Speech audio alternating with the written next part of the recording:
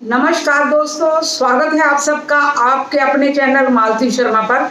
दोस्तों, आज हम बात करेंगे अनंत चतुर्थी के बारे में, जो कि सन 2020 में 1 सितंबर दिन मंगलवार को पड़ रही है और पूजा का शुभ मुहूर्त सुबह 5:59 से 9:41 तक है। अनंत चतुर्थी के दिन भगवान विष्णु जी के अनंत रूप की पूजा की जाती है।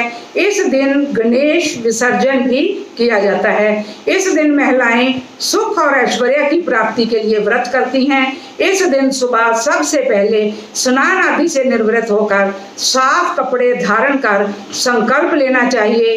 उसके बाद एक पटे पर कलश की स्थापना करनी चाहिए और भगवान विष्णु जी की तस्वीर रखकर पूजा करनी चाहिए। इसके बाद कलश पर अष्टदल व फूल रखें और कुशा चढ़ाएं। उसके बाद पूजा स्थल पर हल्दी से रंगे 14 गांठ लगाकर कच्चे सूत के ढोरे रखें और अक्षत, पुष्प, धूप, दीप, गंध, नैवेद्य आदि से पूजा करें और उसके बाद अनंत भगवान का चिंतन करते हुए उस डोरे को अपनी दाईं भुजा में धारण करें। ये धागा अनंत फल देने वाला है। अब मैं आपको इसकी कथा सुनाती हूँ, पर उससे पहले अगर अभी तक आप मेरे चैनल पर नए हैं और आपने मेरे चैनल को सब्सक्राइब नहीं करा तो कर लें और पास में बने बेल बटन को दबाना भी ना भूलें, ताकि मेरे आने वाले वीडियो का नोटिफिकेशन सबसे पहले आपको मिले। अब मैं आपको इसकी कथा सुनाती हूँ। महाराजा युधिष्ठिर ने जब राज सूर्य यज्ञ किया, उस समय मंडप इतना मनोरम बनवाया कि उसमें जल स्थल और थल स्थल की भिन्नता प्रतीत ही नहीं होती थी। कहीं से टहलते टहलते दुर्योधन भी उस यज्ञ स्थल पर आ गया और अपने कपड़े ऊंचे करके चलने लगा, क्योंकि उसको लगा वहां पर पानी है।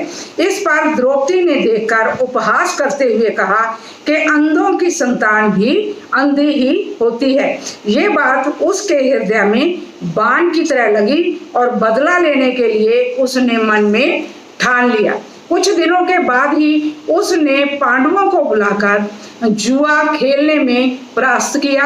हार होने पर उन्हें प्रतिज्ञा अनुसार 12 वर्ष का वनवास दिया। एक दिन भगवान कृष्ण जब मिलने गए, तभी युधिष्ठिर ने सब वृत्तांत उनको सुनाया। उसे दूर करने का उपाय पूछा।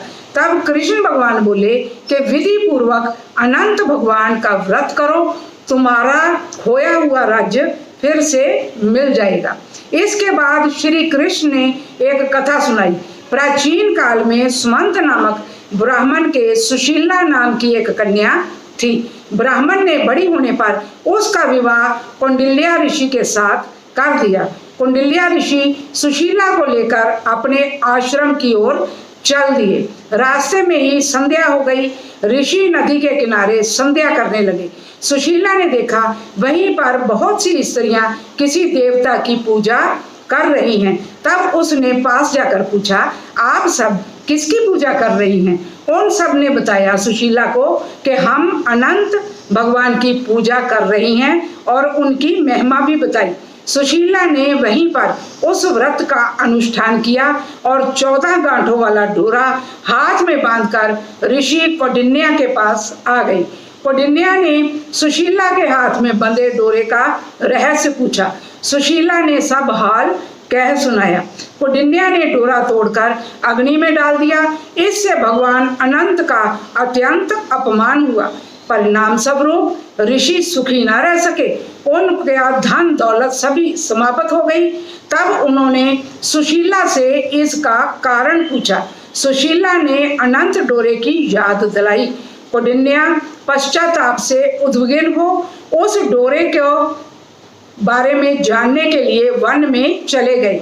वन में काफी दिनों तक घूमते घूमते वो एक दिन भूमि पर गिर पड़े। तब अनंत भगवान ने उन्हें दर्शन दिए और बोले, हे कौंडिन्य, तुमने मेरा तिरस्कार किया था, उसी से तुम्हें इतना कष्ट भोगना पड़ रहा है। ज्ञान हो गया हो तो घर जाकर अनंत भगवान का अनुष्ठान करो।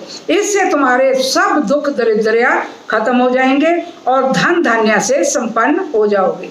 कौंडिन्य ने घर जाकर 14 वर्ष तक अनंत भगवान की पूजा की, जिससे वह सुखी हो गया और संपन्न हो गया। जो भी इस अनंत भगवान के व्रत को करता है और कथा को सुनता है, उसके सब कष्ट दूर हो जाते हैं। बोलो अनंत भगवान की जय, विष्णु भगवान की जय।